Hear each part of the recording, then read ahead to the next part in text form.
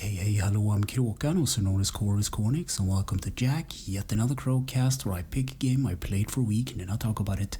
This week's game is Earthbound for the Super Nintendo. It was released in 1995 and it's a single-player RPG.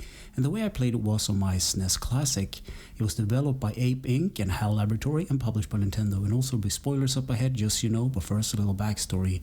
So Earthbound is a game that I always wanted to cover for the podcast, but the problem is that it's an RPG and it obviously takes a whole lot longer to play, for obvious reasons. And on top of that, my HDMI cable that I used decided to give up on me. I don't know why, but it was like, it's time to go, and it died. So I had to get a new one, but I managed to play a bit this week anyway. At the start of the game, you get some company logos and a dramatic opening with the subtitle of Earthbound, the war against GIYGAS, and he is basically the main bad guy of the story.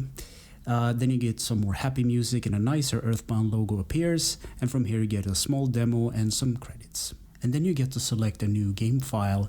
You will also select the text speed, audio preferences, and window types for borders, and you also get to name the characters of the game that you will be playing as.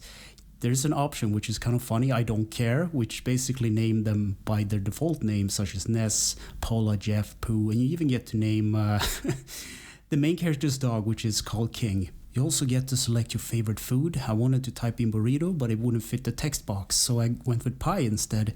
And I don't understand this. The default answer is steak, and I don't know any kid that actually likes steak, but that's beside the point, I guess. The favorite thing, you can also choose that. It's I choose synth because I like synth music, but the other option was rock, the default option. So the year is 1990X in the little town of Onnet. And in the middle of the night, Ness wakes up with a huge bang. Something is happening outside, so he goes to check on his sister next door. And I found a present you can open, so I found a cracked baseball bat. So this game is a bit, it's like a modern, or a different take on an RPG. You have stats and equipment and HP and PP and stuff like that, but they kind of put a little twist on it. It's not like all high fantasy and stuff, it's just an RPG from the viewpoint of a kid. Anyway, Ness goes downstairs to talk to his mom, and his mom actually calls him nutty for wanting to go outside and investigate. So Ness puts on some normal clothes and goes outside. So this game has such a weird and funny humor. Everything is like a joke or something funny is going on, and the dialogue is just brilliant. And also you interact with things by pushing the A button. You choose talk or check. Most dialogue options are actually funny and humorous, as I said before. You can also make it easier for yourself and press the L trigger, then the game will choose the correct interaction. So the police of Onnet has blocked off most of the town because a comet has crashed atop of a hill. So Ness goes up to the top to investigate it, but of course the meteor is guarded by the police, and your annoying neighbor is also there. His name is Pokey, by the way. But of course you can't pass the police, you have to go home and sleep. And you are woken in the middle of the night by someone knocking very irritatingly at the door. So Ness goes down to open the door, and of course it's Pokey, breaking in the door. So Ness is off again with Pokey and the family dog named King. But before you can leave the apartment, Ness's dad calls and talks about how to save the game and how to manage money. And for some reason Ness has a credit card or an ATM card. And when you beat enemies in this game, you get a small amount of cash, and you have to go to an ATM and take the money out in order to buy stuff in the game, because it's an RPG, you need to, get equipment and stuff like that. So I went outside and I got attacked by a crow, and since this is an RPG of sort, it turned into a battle screen. So I took my bat and I beat that crow out of existence. Got some XP and my dog helped a bit, and I also got a cookie. And for some reason Pokey wasn't helping at all. He was hiding behind me and using me as a human shield. And the trippy animations of the battles are just crazy, and the music goes with that. And I think the whole reason animals are going crazy and attacking people are because of the evil force of GIYGAS or GIYGAS. So as I said before, this game has a different take on what being an RPG actually means. So I leveled up by beating some snakes, and I got Life Alpha, which is like a healing spell. But it's not actually a healing, it's like a psychic ability, I guess. So it's like magic, but yet not. And I also forgot, but for some reason Ness can talk to animals, and your dog runs away, and once you reach the top of the hill you find Pokey's brother. So I guess that was the whole reason for being out and investigating. You also encounter an alien life form that looks like a bee, but of course it's not a bee. His name is Buzz, and he has time traveled 10 years from the future back here to tell you about the evil GIYGAS's plans. and he joins the party as well. So you go down the hill and you're forced to fight this enemy called Starman Jr.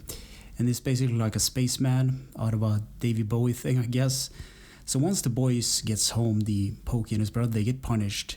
And Buzz Buzz is swatted by Pokey's mom. But before he passes, he tells you what you need to do. And for some reason, Pokey's mom has this weird, twisted smile, like a true, disturbing fake smile. And a bit later outside, you get encountered by this man flying in from the sky saying pictures taken instantaneously. And he says that he's a photographic genius. And he takes your photo and he flies away. And then you talk to your mom about what to do. And soon after that, you're off on your adventures. So I explored on it a bit and I used my ATM card to withdraw some cash and I upgraded some of my equipment in the store. So a good thing when shopping, if you find an item that is better than your current one, it actually flashes. So it's like a really nice thing. So after talking to people around town, I realized I have to go to the arcade and beat this guy called Frank. So I beat Frank after a bit of trial and error, and his machine called Frankenstein Mark II or something like that. So I needed to get a key to a shack which will progress the story from the Onet's mayor. So beyond the shack there's a cave, and I explored the cave a bit and I got an offensive ability by leveling up my PP, and yes, it's actually called PP. So the ability itself is called Synth and it does a whole lot more damage than my baseball bat ever did. So I grinded a bit, fighting mice, slugs, ants and weird animals. And this area actually holds the first boss, which is a titanic ant, if you don't count Frank as a boss, I guess. So you need to go to all these sanctuary places and use this Sungstone, I believe was called, in order to awaken some memories or, something. So after leaving the shack, you need to encounter the police because obviously did something illegal. So you go down to the police station to figure out what you did wrong, and you actually have to fight the whole squad, the whole police force, because of course they are under control by GIYGAS. So you beat them and they turn out to normal, and you get to access the town of Tucson in order to progress. So on the way to Tucson, you get attacked by these mushroom enemies, and there's a small chance of them actually infecting you with the status of mushroom. And that turns the D-pad into a mess, so it's very hard to control the Ness as a character, let's just say that. And also the photo guy appears. But the whole reason you're here is because you need to find Paula, and she has been kidnapped and used as a human sacrifice.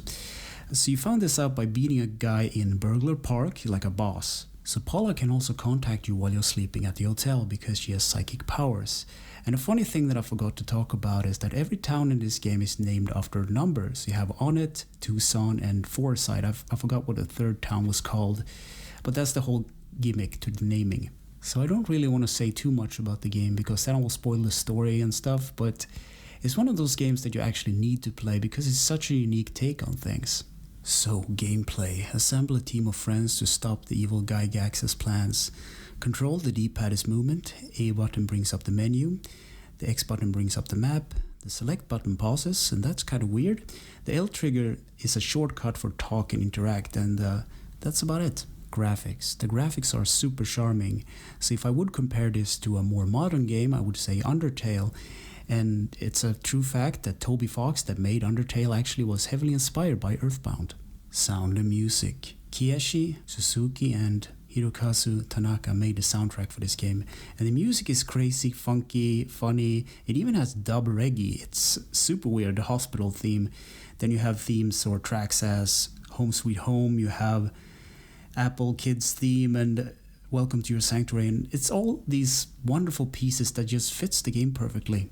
Easter egg secrets and glitches. So this game has a lot of references and humor bits that fly way over my head, and there's probably a good YouTube video out there that will explain it much more than I ever will. So in conclusion, I wrote, yes, play it. The music is creative and different, the graphics are charming, and they're simply nice to look at. Gameplay is interesting, not to mention the battle system, which is so weird. The only thing I don't like about the game is the inventory, because it gets clogged really easy.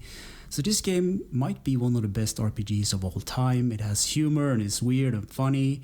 And yeah, go play it. It's a nice, wonderful and different game. So anyway, thank you for listening and or watching, and take care.